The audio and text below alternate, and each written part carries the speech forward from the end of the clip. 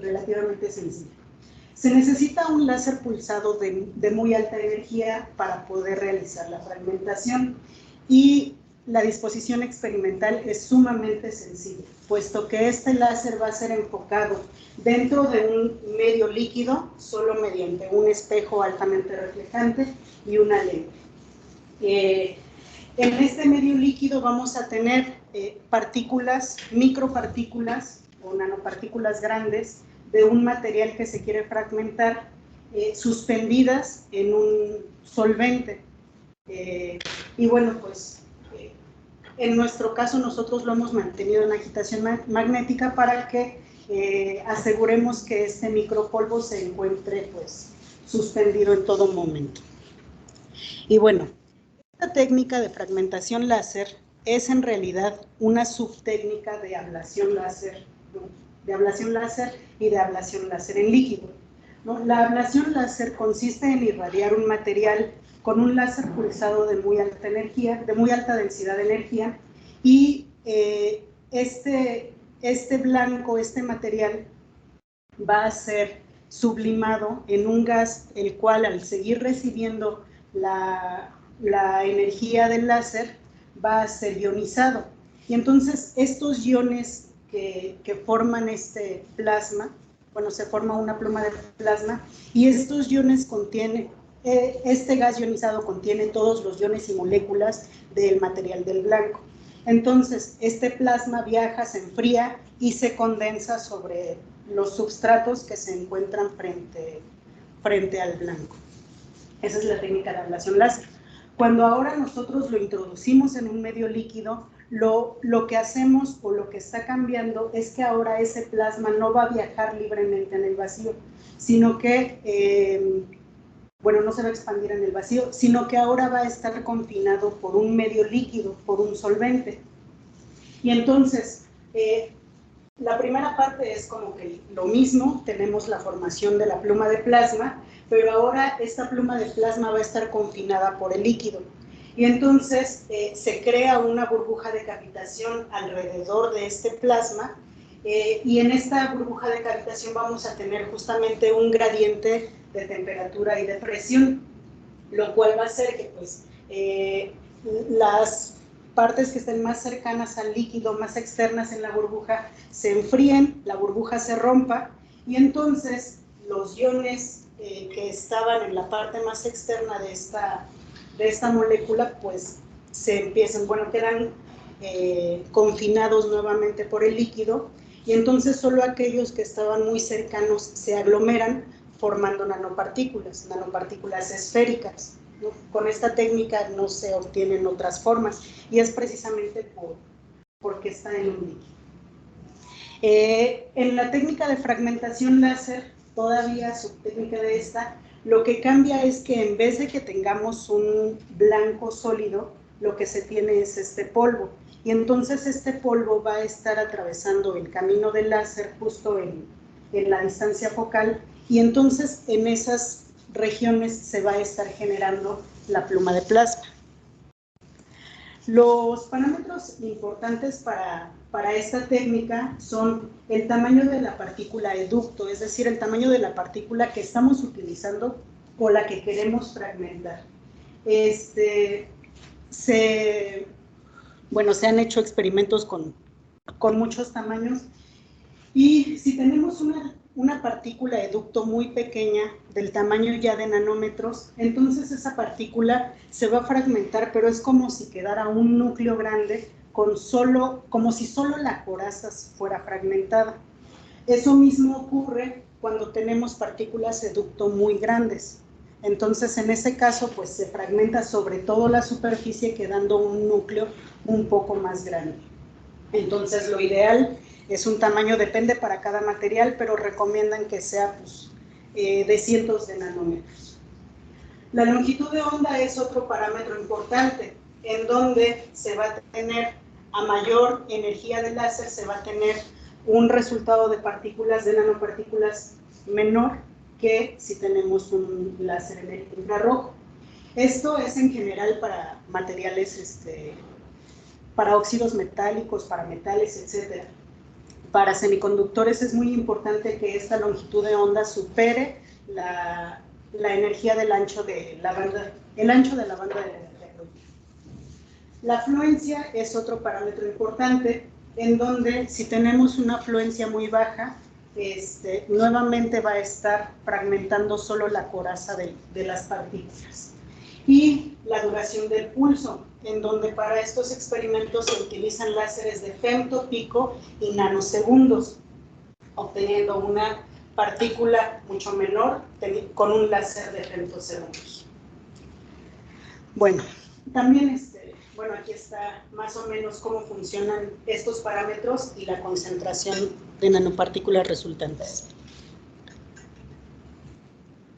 Ahora, en nuestro caso, nosotros utilizamos un láser pulsado de neodimio YAG, el cual tiene una longitud de onda, bueno, es la fundamental de 1064 nanómetros, pero aparte tiene un generador de armónico con una energía de 532 nanómetros. También tenemos la línea de 355, pero en este momento no estaba disponible. La frecuencia de repetición del pulso es de 50 Hz y en este caso tenemos pulsos de nanosegundos. Nosotros utilizamos como blanco polvo de selenuro de cadmio comercial. Los experimentos se hicieron en acetona. El tiempo de la síntesis fue de 30 minutos y se mantuvo la agitación magnética durante todo el proceso. Esa es una fotografía del experimento. Video.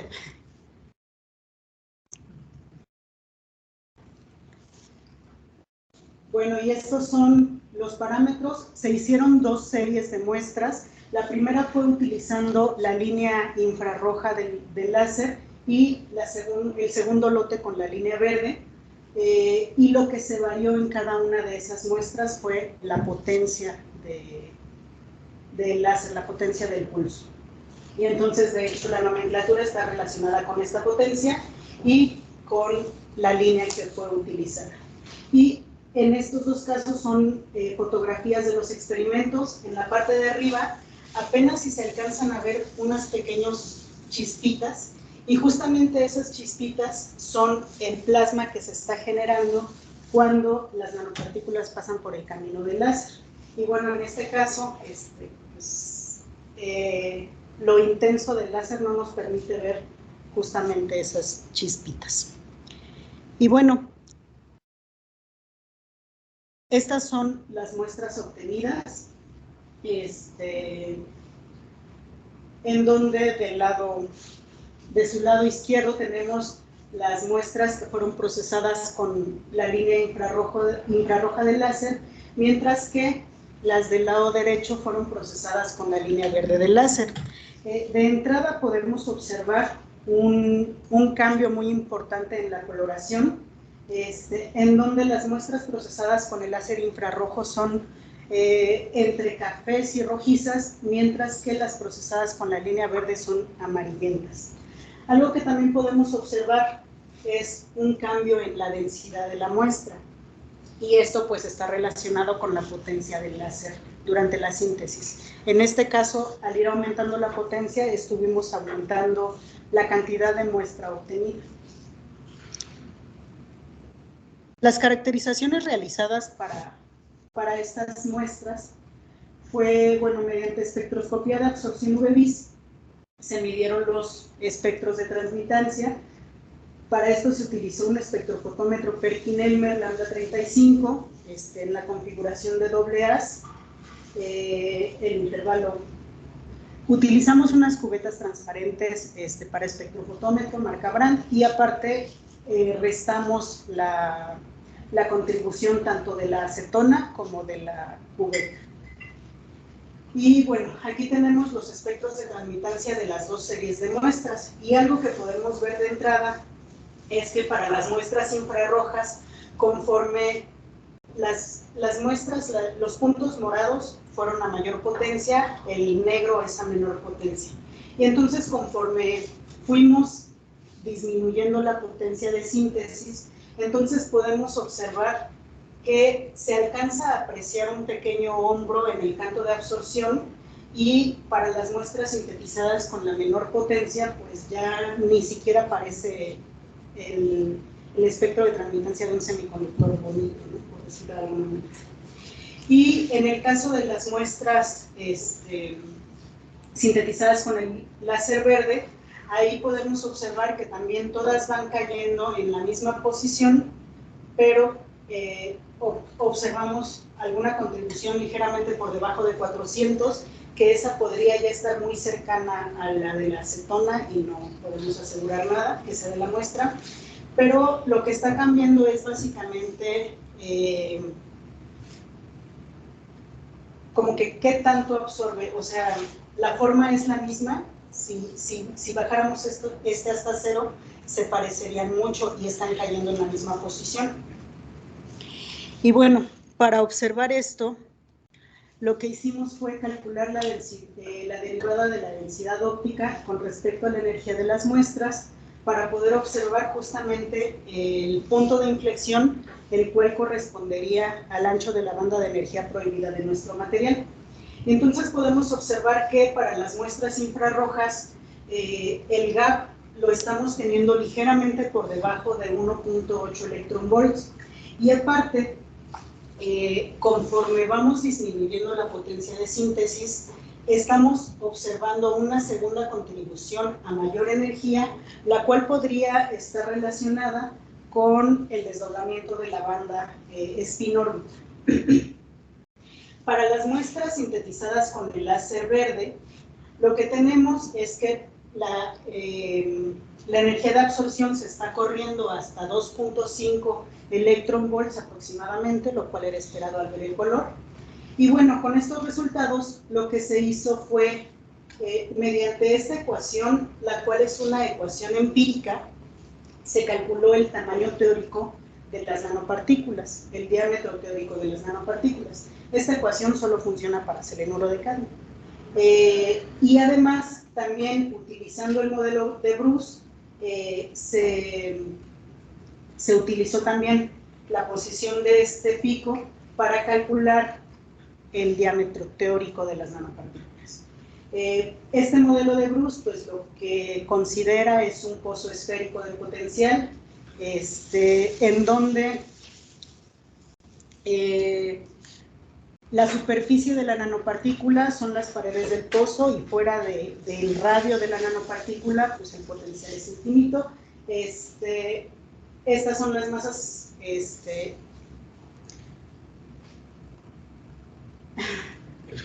la masa efectiva de electrones y hueco, perdón, y pues precisamente va como el inverso de R cuadrada.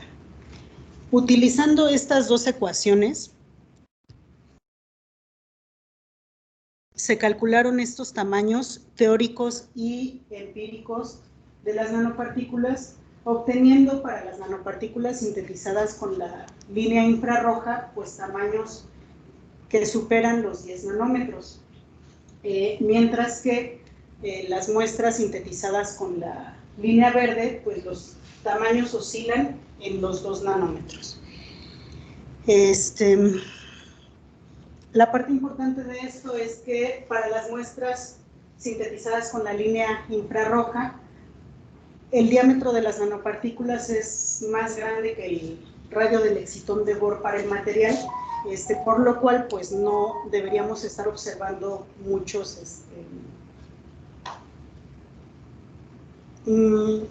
señales de confinamiento cuántico. Muy bien, pasando a la parte de fotoluminiscencia, bueno, se caracterizaron las muestras también mediante espectroscopía de fotoluminiscencia a temperatura ambiente. Para esto utilizamos un espectrofotómetro Oriva LabRAM HR Evolution. Se utilizó un láser helio-cadmio en su línea de 442 nanómetros, y las muestras fueron evaporadas sobre silicio cristalino para poder medirlas en polvo. Podemos observar en el inciso A los espectros de fotoluminiscencia de las muestras infrarrojas, en donde tenemos una emisión que está ligeramente por debajo del 1.8 electronvolts, el cual corresponde con el valor del gap observado en absorción. Sin embargo, estamos observando que para las muestras IR05 y 10, las sintetizadas a menor potencia, tenemos emisión a mayor energía del gap, lo cual no lo podemos asociar a un fenómeno de odd conversion, más bien, y más adelante lo vamos a ver, se asocia con el fenómeno de dispersión de tamaños, puesto que también se están observando nanopartículas pequeñas. Entonces asumimos que son estas nanopartículas más pequeñas que el promedio las que están contribuyendo y emitiendo en esta zona. Para las muestras sintetizadas con el láser verde, tenemos emisión que está pues en por debajo de 2.4 electronvolts. Y aquí podemos observar algunas bandas de defectos, las cuales pueden estar asociadas con algunos estados trampa del material o algunos defectos superficiales de la superficie de la nanopartícula. En esta tabla, se hizo un ajuste a múltiples gaussianas para ver precisamente la posición de estos picos, en donde observamos que la banda principal para las muestras IR se encuentra en 1.79 y 1.76, mientras que para las muestras G está en 2.31 y 2.29. A partir de esta diapositiva y a partir de esta caracterización, ya nos centramos en las muestras IR5 y 10, que son las que mayor emisión de fotoluminiscencia presentaron, y las muestras 30 y 40, que son las verdes, G30 y 40, que fueron las que mayor emisión presentaron de fotoluminiscencia. Y bien, aparte de la espectroscopía de fotoluminiscencia, se realizó espectroscopía Raman. Se utilizó el mismo espectrofotómetro, el Lab RAM-HR Evolution. En este caso, la línea de excitación fue un láser helio neón de 6.328 Armstrongs, y en este caso las muestras fueron evaporadas sobre vidrio amorfo para quitarnos la contribución del fonón del silicio. Y lo que podemos observar, de este lado tenemos, en el lado izquierdo, tenemos las muestras que fueron sintetizadas con el láser infrarrojo, y podemos observar que se tiene aproximadamente en 206 centímetros a la menos 1 el modo vibracional correspondiente al LO, el modo longitudinal óptico del selenuro de cadmio, y además aproximadamente en 416 centímetros a la menos 1 se observa una réplica fonónica. Podemos observar algo muy similar en las muestras sintetizadas con el láser verde. Sin embargo, algo que se puede observar aquí es que estos modos están ensanchados con respecto a los de las muestras IR. Aquí podemos observar un acercamiento a estos modos, al LO, y entonces en los espectros correspondientes a las muestras IR podemos observar que los picos pues son prácticamente simétricos y angostos, mientras que para las muestras sintetizadas con el láser verde, estos picos ya están ensanchados y presentan una ligera asimetría, la cual, si se hace un ajuste a lorentzianas, podemos observar que se tiene una pequeña bandita, un pequeño pico arriba de 190 centímetros a la menos 1, y este pico corresponde con el modo superficial del material. Este modo superficial aparece solo en sistemas de baja dimensionalidad.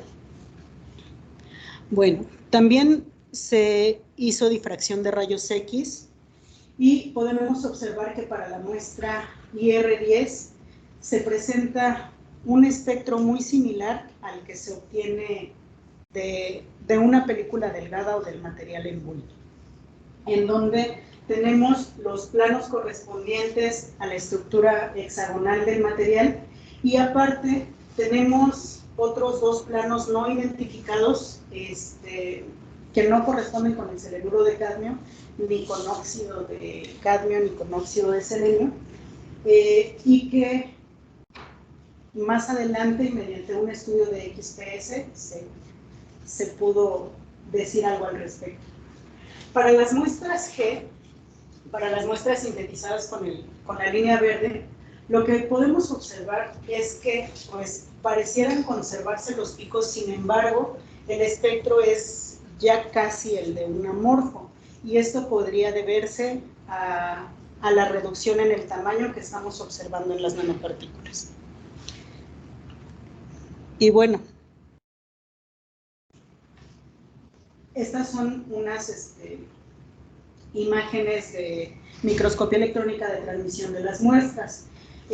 Los incisos A y B corresponden a las muestras sintetizadas con el láser infrarrojo, mientras que las C y D representan a las muestras sintetizadas con el láser verde.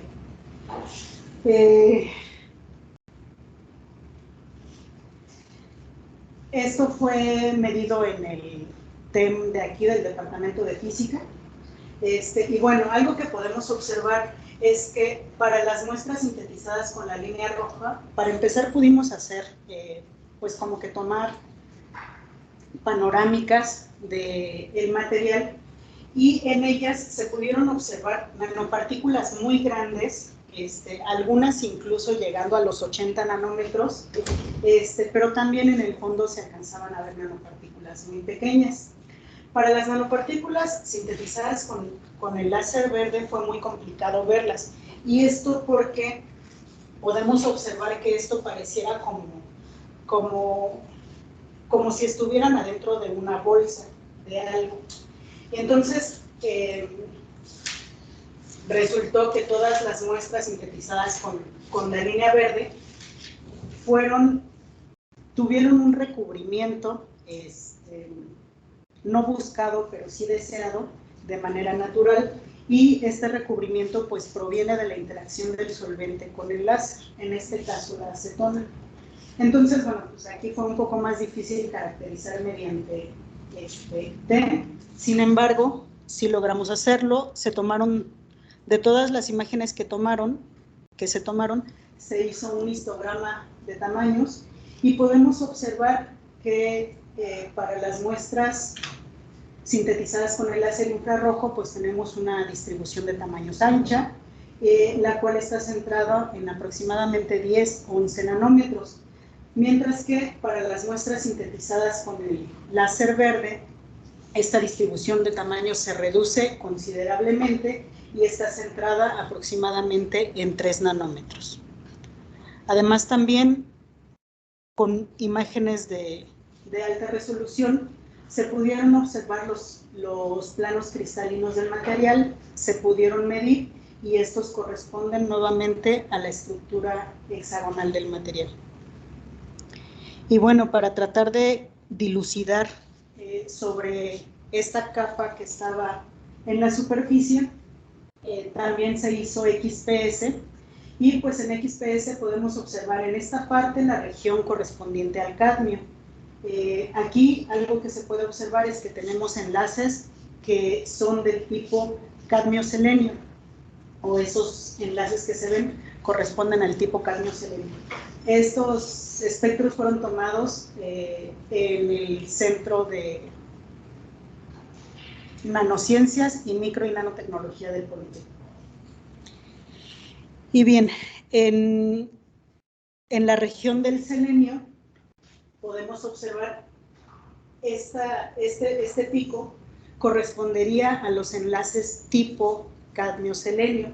Sin embargo, conforme vamos, estas son para las muestras IR y las de abajo para las muestras G, y podemos observar que se tienen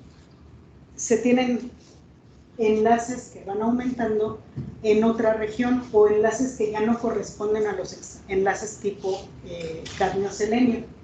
Estos podrían corresponder a enlaces tipo selenio-oxígeno. Sin embargo, nosotros buscamos óxido de selenio y no se encontró. Entonces, pues al estar estudiando un poco más al respecto, pues encontramos que estos enlaces corresponden con, también podrían corresponder con enlaces tipo de compuestos organoselenio, en donde tenemos un selenio aislado a alguna molécula orgánica, y es a lo que se parecería. Para esto exploramos también la región correspondiente al carbono, y en esta región vimos que conforme vamos viendo una mayor contribución de estos enlaces, también se va viendo unas contribuciones diferentes al simplemente carbono-carbono presente en este tipo de mediciones. Y bueno, esas son todas las caracterizaciones.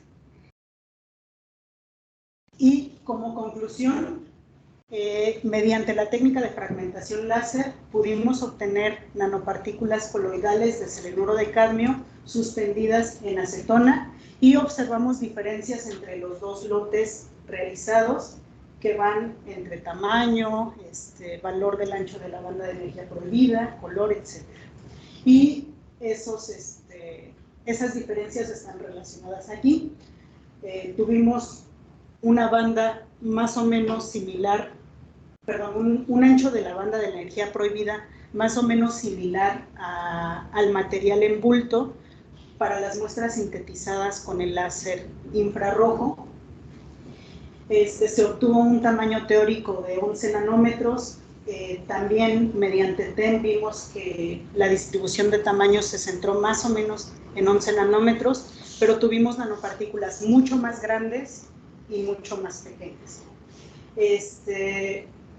Observamos el modo LO del material y obtuvimos emisión que está por encima del ancho de la banda de energía prohibida, la cual la atribuimos justamente a estas nanopartículas pequeñas. Y mientras que para las muestras sintetizadas con la línea de 532 obtuvimos un ancho de la banda de energía prohibida muy por encima del valor del material en bulto, se obtuvo un tamaño teórico de 2.2 nanómetros y la distribución de tamaños por TEM estuvo centrada en 3 nanómetros aproximadamente. Tuvieron un pico de emisión de fotoluminiscencia centrado en 2.3 por debajo del gap que presentó, y aparte de presentar el modo longitudinal óptico del material, también observamos la presencia del modo superficial presente en sistemas de baja dimensionalidad. Bueno, ahorita o en progreso se ha estado trabajando para reducir más esta distribución de tamaños, y también, muy importante, reducir la capa de este encapsulado, puesto que el objetivo de este trabajo es precisamente darle un recubrimiento para poder hacerlas biocompatibles, y el recubrimiento con el que sale pues no nos permite hacer esa parte. Y pues para eso se están variando todavía los parámetros. Además, bueno, se busca realizar el encapsulado de óxido de silicio para las posibles aplicaciones. También hemos estado incorporando estas nanopartículas de selenuro de cadmio a microfibras poliméricas mediante electrohilado, y en estas microfibras, pues ya en los resultados preliminares, pues podemos observar que este polímero que no emite, ahora con la incorporación de las fibras emite, y tiene pues la respuesta del Raman del material.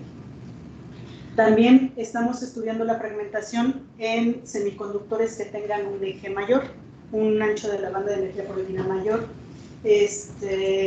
Para eso pues se requiere utilizar, como les comentaba, la longitud de onda de síntesis debe de ser superior al ancho de la banda de energía prohibida. Y entonces eso, la complejidad que representa es que necesitamos usar la línea ultravioleta del láser, y pues la otra complejidad es que pues la mayoría de los solventes o absorben en el ultravioleta o oxidan las nanopartículas. Entonces estamos trabajando ahí en los detalles técnicos. Y también estamos trabajando en la síntesis de nanopartículas de otros materiales que tienden a crecer típicamente en 2D, como por ejemplo el sulfuro de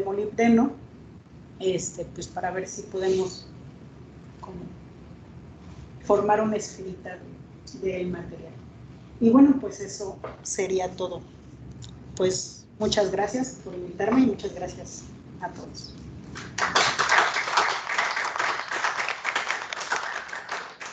Muchas gracias, doctora. Vamos a pasar a la sección de preguntas. Tenemos una pregunta de doctor Uriel. Creo que tenía la mano levantada. Hola, Bueno. la bajé porque ya me respiro. Quería saber específicamente cuáles son las características que tiene que tener el material para que pueda ser fraccionado por esta técnica. Pues, si el material es semiconductor, entonces lo que necesitamos más que nada es que tenga un ancho de banda de energía prohibida menor al de la longitud de onda del láser que se utiliza para producción. Salvo eso, lo único que se necesita es que pueda estar en polvo y que no se mezcle, digamos, que no se disuelva en el solvente. Salvo eso, básicamente cualquier material, ¿no? Se ha trabajado con metales, lo que más se trabaja son metales y óxidos metálicos, pero pues hay. Ok, pero me da la impresión de que el material debe de ser resistente químicamente o más duro. Es que trabajamos ahorita con unos materiales iónicos que pues son muy suaves. Podrían no aguantar tan solo la irradiación láser. ¿Podría ser el caso? Pues podría ser. Lo que pasa es que como el láser, bueno, los tiempos en los que ocurre el proceso de fragmentación son muy cortos.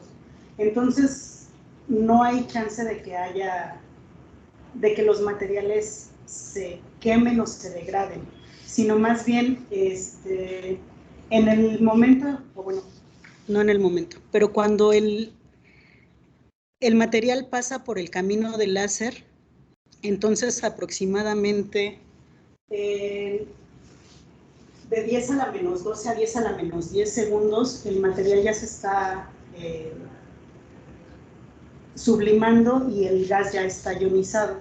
Entonces, pues es, para nuestros tiempos de medición es prácticamente instantáneo y eso es precisamente lo que permite trabajar con múltiples materiales. Pues ya para cosas más específicas, pues sería cuestión de revisar más. De acuerdo, doctora. Muchas gracias. Oiga, y ya por último, ¿este tipo de fragmentación se puede hacer en presencia de algún aditivo que vaya recubriendo la partícula y que evite que se vuelva a aglomerar? Pues sí, bueno, tal cual, por ejemplo, en el caso de este trabajo, pues tal cual la tuvimos recubierta.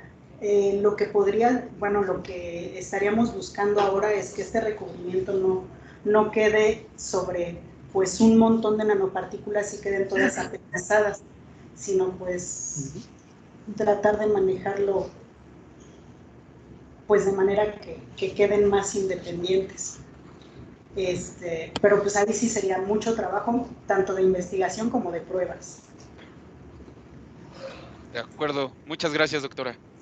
Gracias a usted. Gracias, doctor. Bien. ¿Alguien más? ¿Alguna pregunta? ¿Ya? Por favor. Gracias por la presentación. Una pregunta. Mi pregunta va en cuanto a la diapositiva donde muestra una función, que es, creo que la función empírica que mencionó. ¿Qué respecto a...? El tamaño, sí. ¿Ese de dónde sale? Bueno, ¿no se pensó en utilizar alguna teoría de dispersión para calcular el tamaño de las partículas? Como la teoría de Migos. No, bueno, primero, esta ecuación empírica fue tomada de la literatura, es un trabajo en donde se recogen como que diversos trabajos de nanopartículas del material. De hecho, son 3 materiales: teluro de cadmio, selenuro de cadmio y sulfuro de cadmio.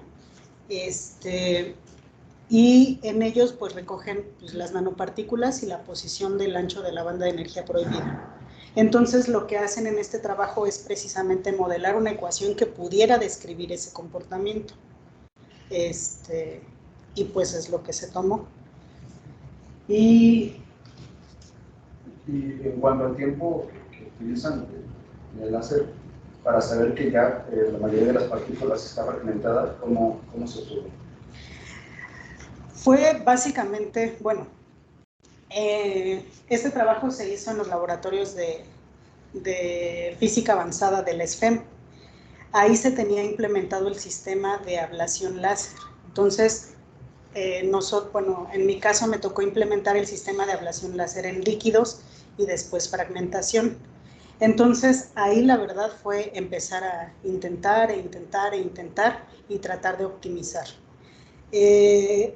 Bajo esta condición experimental, que es la de tener polvo suspendido, que está siendo agitado mecánicamente para que pase por el camino del láser, algo que observamos es que por muy poco material que pongamos, nunca se fracciona o se fragmenta todo el material. Siempre queda material que no pasó por el camino del láser.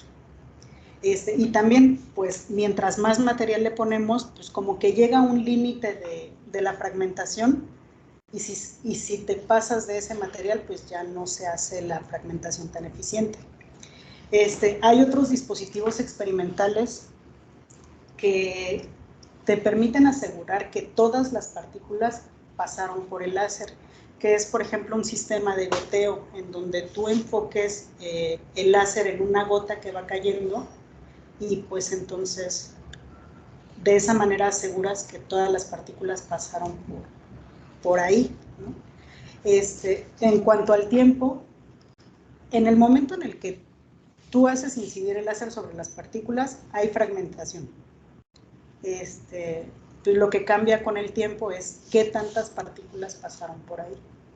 Y también, si extendemos mucho ese tiempo, lo que pasa es que las partículas ya fragmentadas vuelven a pasar por el camino del láser, y pues ahí podríamos estar teniendo pues tanto un proceso de fundición entre ellas, como una fragmentación ya que tal cual se le esté rompiendo como que la coraza. A ti. Gracias, Iván. Por favor. Sí. Gracias. Muchas gracias, Patti, por la presentación. Yo la duda que tengo ahorita que mencionabas son las características del polvo en suspensión, ¿no?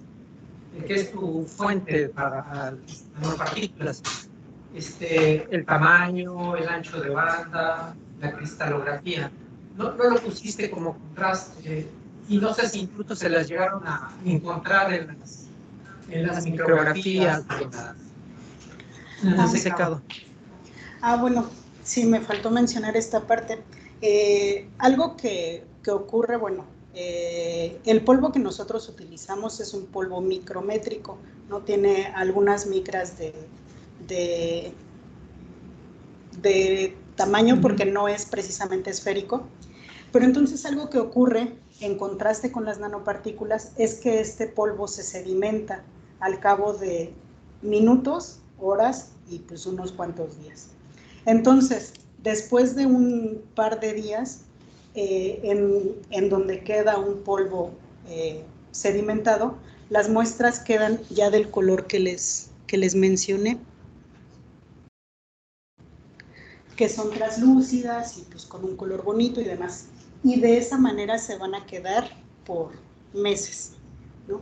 Entonces, con eso, bueno, ya aseguramos que en esa parte no tienen esas micropartículas que sí ceden a la gravedad, ¿no? Entonces, pues no las encontramos. Bueno, gracias. Gracias. Muchas gracias. Vamos a continuar con la sección de preguntas. Se le va a ayudar Vivi, por favor. A ver si alguien quiere hacer preguntas. Muchas gracias por la presentación. ¿Qué otros solventes podrían utilizar para la síntesis de los materiales? Pues se puede utilizar pues casi cualquiera, ¿no? Nosotros hemos utilizado etanol, 2-propanol, metanol, agua desionizada, agua destilada, agua de la llave. Prácticamente hemos intentado utilizar tolueno, pero es muy complicado. También para otras muestras con otro material, con carbón tal cual, hemos utilizado nitrógeno líquido como solvente. Entonces, pues realmente esta técnica es muy sencilla de aplicarse. Con lo que hay que tener cuidado es que pues, precisamente como el plasma es, pues es una chispa finalmente, si queda muy en la, si el punto focal o la fragmentación está ocurriendo muy cerca de la superficie y el solvente es flamable, entonces pues, ahí hay problemas. Esa es como que la parte más complicada del experimento. Pero salvo eso, pues... Habías comentado unas condiciones, ¿no? Para la elección del solvente. Ajá. Que no, creo que no distorsiona bueno, el material de origen, ¿no? Bueno, fuente, y no me acuerdo cuál otro. Pues primero es que sea transparente a la longitud de onda del láser, para que pues precisamente toda esta energía llegue al polvo. Y pues la otra es que no, bueno, dependiendo de lo que se busca, que no interaccione con el material que se pretende obtener, aunque en otros casos se puede buscar justamente que interaccione. Por ejemplo, también hemos trabajado con nanopartículas de óxido de titanio y pues en ese caso metemos titanio en agua y entonces pues justamente esperamos que el titanio pues reaccione con el agua y se oxide. Entonces es dependiendo de lo que se busque, pero sí se ha usado dimetilformamida y cosas así. Gracias. ¿Esperas alguna diferencia entre tus partículas dispersas en tu solvente ya fragmentadas? O sea, ¿hay una diferencia entre las que están suspendidas y las que están secas?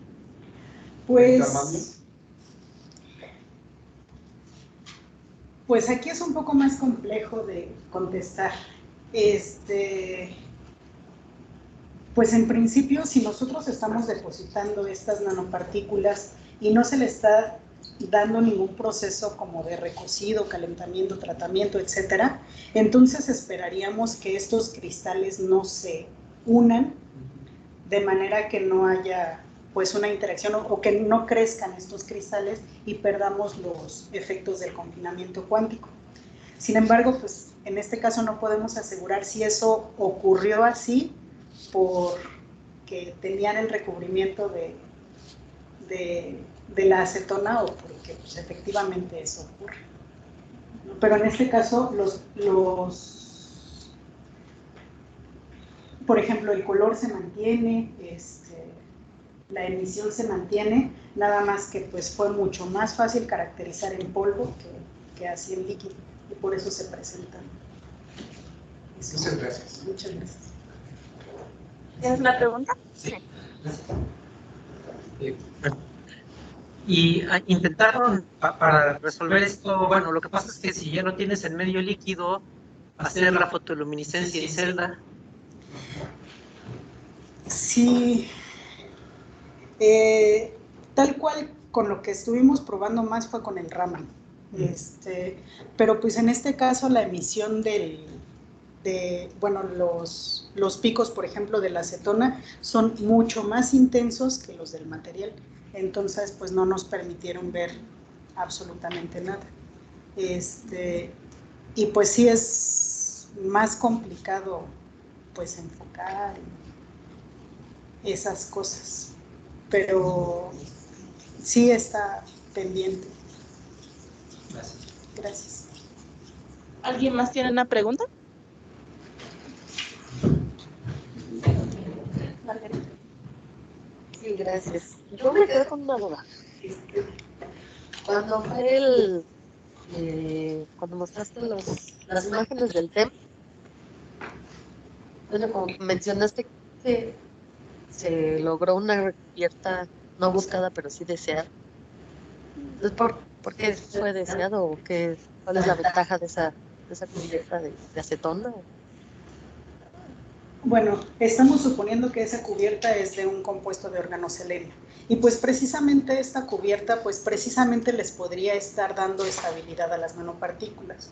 Porque cuando las nanopartículas tienen un recubrimiento, pues los enlaces que podrían quedar sueltos y que podrían o buscar pegarse a otras cosas o que pudieran estar generando más defectos, entonces estos podrían ser pasivados.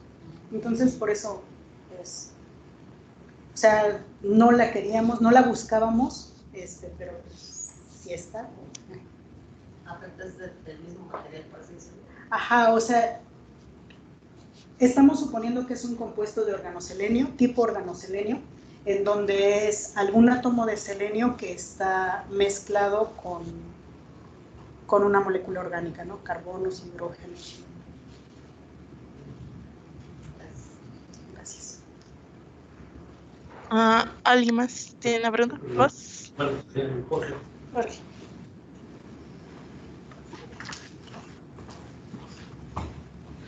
Adelante. Ahora, ¿toda esa cubierta la abrieron de las mediciones? ¿De TEM? Pues sí, no sé. Sí. Sí, o sea, sí. Pero no, la de XPS. En XPS, pues justamente como lo estamos observando, es en el selenio que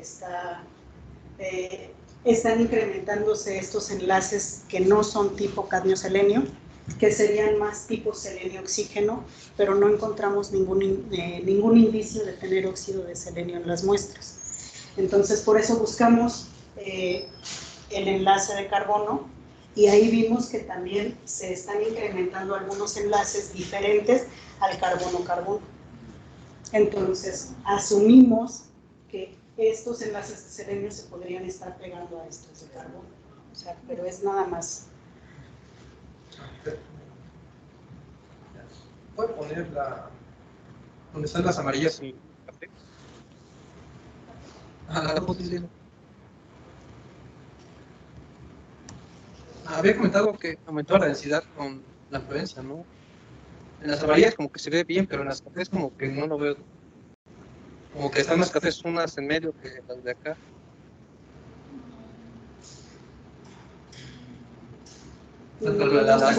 Hasta acá se ve más densa que la que sí. Sí, pero o sea, en la amarilla se aumenta la densidad. ¿Se refieres a esa? Y la otra, esa se ve más densa que esa. Y luego la que se ve más densa que la de acá. Bueno, sí, bueno, va de mayor densidad a menor densidad. Pero no me comentas lo que aumenta con la fluencia, ese número que está acá, que es... Sí, mayor fluencia, menor fluencia, menor fluencia, mayor fluencia. Yo quiero que en la amarilla se ve entra la densidad así, pero en el café no se ve que aumente. Bueno, te puedo decir que en la 40, 30 y 20, a simple vista sí se veía muy claramente. Esto podría ser algún efecto de la fotografía. Sin embargo, en la 10 y la 5, ahí sí no se nota un cambio en la densidad.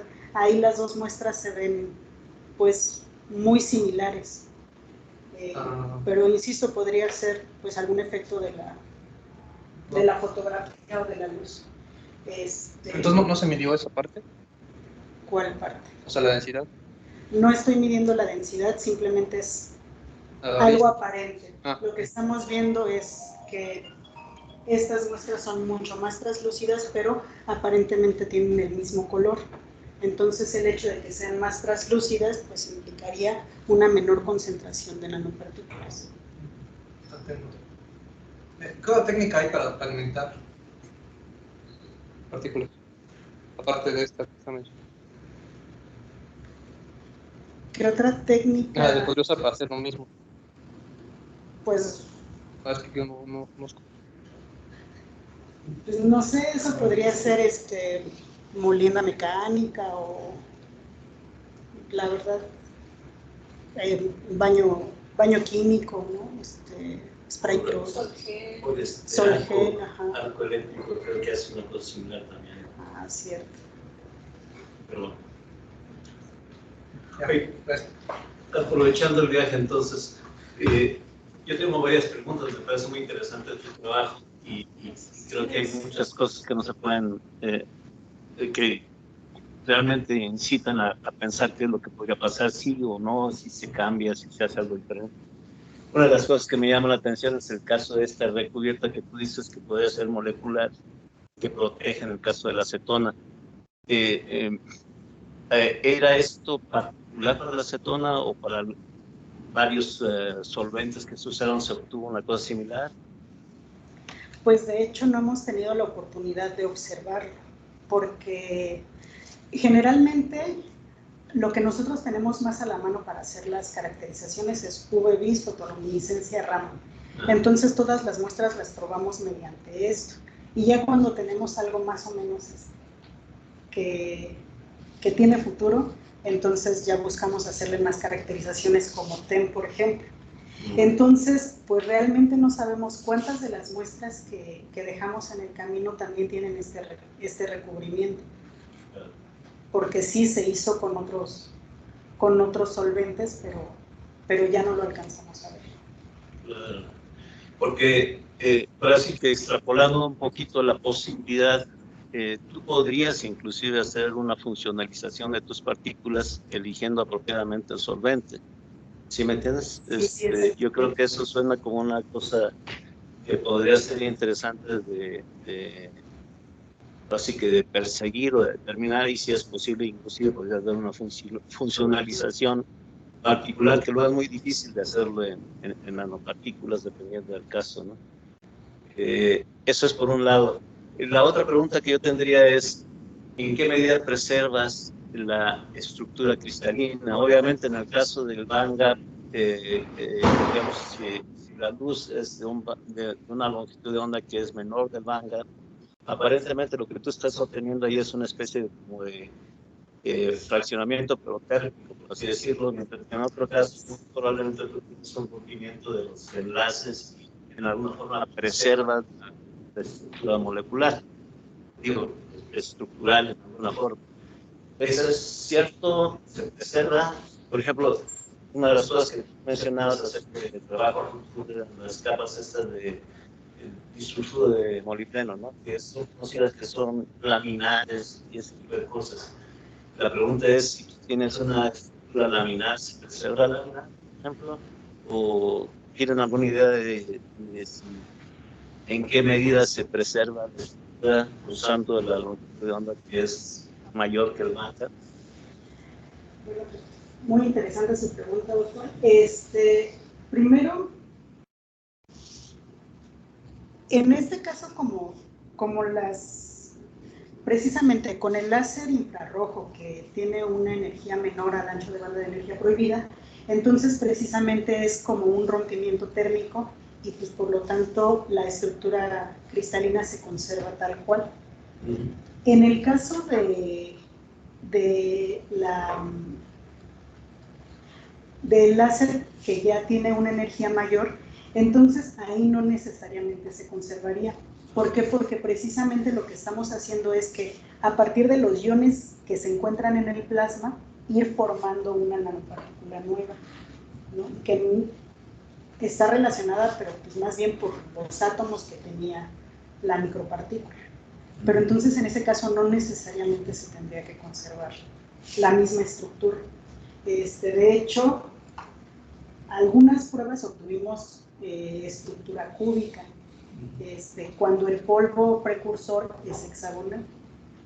Pero bueno, en el caso del disulfuro de molibdeno, algo que hemos leído y que está muy interesante es que esta estructura laminar podría conservarse, pero más bien tipo fullerene, una así doblada, exactamente, y justamente por esta interacción con el líquido que la rodea.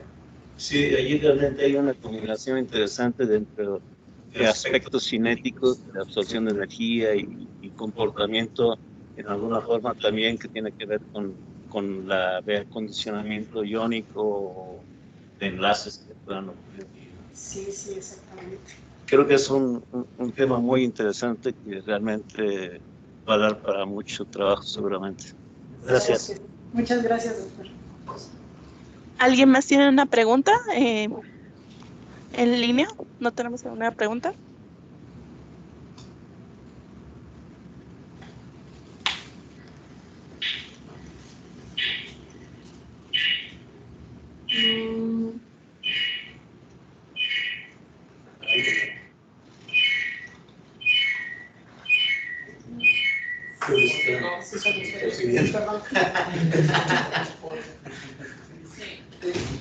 ¿Centrifugas tus muestras o nada más así? No las hemos centrifugado ni liofilizado ni nada por el estilo todavía, porque todavía la cantidad de nanopartículas que estamos obteniendo es pequeña. Entonces, de hecho, algo que intentamos con el doctor Santoyo fue liofilizarlas, y pues el comentario fue que se iba a ir todo, ¿no? Entonces, todavía no. Entonces, si se centrifugan, no se precipitan, se mantienen suspendidas. Pues yo pensaría que sí se van a precipitar, pero lo que vamos a obtener de polvo es... Dependiendo también las revoluciones de la centrifuga. ¿Has pensado hacer dispersión dinámica para el tamaño de partículas? ¿Quién tiene? Sí. Sí, bueno, si me pasa el contacto, sí, es muy interesante, pero pues a veces falta un poco más de claro. Colaboración. Ah, pues muchas gracias. Se podría saber el tamaño de las partículas en solución. Ajá, sí, estaría súper. Y sobre todo porque es más, más en todo el volumen, ¿no? Sí. No como en TEM, que es una región muy pequeñita, ¿no? Sí. Muchas gracias. Yo tenía una pregunta respecto a lo de la centrifugada, porque me parece que a lo mejor puede estar quedando algún tipo de residuo producto de la acetona cuando obtiene la interacción con el láser. Entonces, si se centrifugara, si esto fuera posible, podrían lavarse, por decirlo así, y volverse a resuspender para ver si otra vez se vuelve a presentar este efecto de la capa, por decir, que se forma después. ¿No han pensado en cómo tratar las nanopartículas para que ya no haya este tipo de capa o poderla controlar de mejor manera?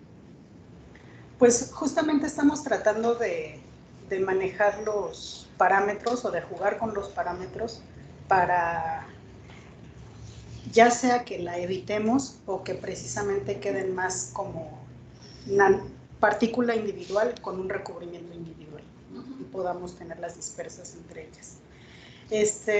Sobre la parte de que hacerla, por ejemplo, para medir en TEM, de hecho esta capa que se ve ya es mucho menos densa que como estaba originalmente, y esto fue después de varios lavados en un ultrasonido y pues tratar de dispersarlas con ciclohexano y demás. Y en los espectros de XPS, ahí en el selenio 3D, se me hace curioso que en el de arriba, justo en la muestra IR5, se ve muy baja la contribución de ese pico, siendo que es un doblete, ¿no? Entonces está formado por ya no me acuerdo cuál, si era 3D, 3 medios y un medio, me parece. Entonces, no sé ahí por qué se presenta este efecto. El efecto de que el carbono, algo que ocurre o algo que nosotros podemos asociar es que también a una mayor potencia del láser durante la síntesis estemos obteniendo una mayor interacción de este láser con el solvente, en este caso acetona. Entonces, eso podría estar relacionado con el hecho de que en la muestra IR5 apenas si se vea esa contribución y no podamos como... Sí, o sea, la intensidad sea muy poca. Por lo que observo del espectro, no sé si estos fueron obtenidos a alta resolución, porque veo un tamaño de paso muy grande. Entonces ahí no sé si fue del Survey o del de alta resolución. No fue del de alta resolución. Ah, antes fue del Survey del general. Sí, a lo mejor puede ser por eso, ¿no? Cuando se utiliza un tamaño de paso un poco más pequeño, se puede alcanzar a definir esa área. No necesariamente es que no esté, sino que a lo mejor no se alcanza a definir por el tamaño de paso de la energía. Gracias. Creo que Yo nada más tengo una pregunta técnica. Sí, pregunta técnica, porque entonces, ¿cómo hicieron la medida del TEM? Si no bueno, estaban en acetón. las pasamos a etanol. Pero, no sé, agarraron 1 mililitro, la suspendieron en otro mililitro de etanol y luego conicaron. Y esperar a que se evaporara y luego otra vez más etanol y esperar a que se evaporara. ¿Y cómo supieron cuando ya estaban listos? El doctor Jenny me dijo. Gracias. Bueno, sí lo hicimos más o menos, bueno, sí lo hicimos, ¿cómo se dice? Sistemático, exactamente,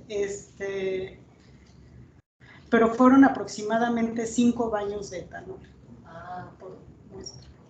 Sí, pero aparte le hicimos y fueron varias pruebas, o sea, ya estamos mostrando. Ajá. Salieron. Sí. Es que esa duda tengo. Sí. ¿Tenemos alguna otra pregunta en línea? No. Al parecer no. Bueno, pues con esto damos terminado el seminario. Muchas gracias por su participación.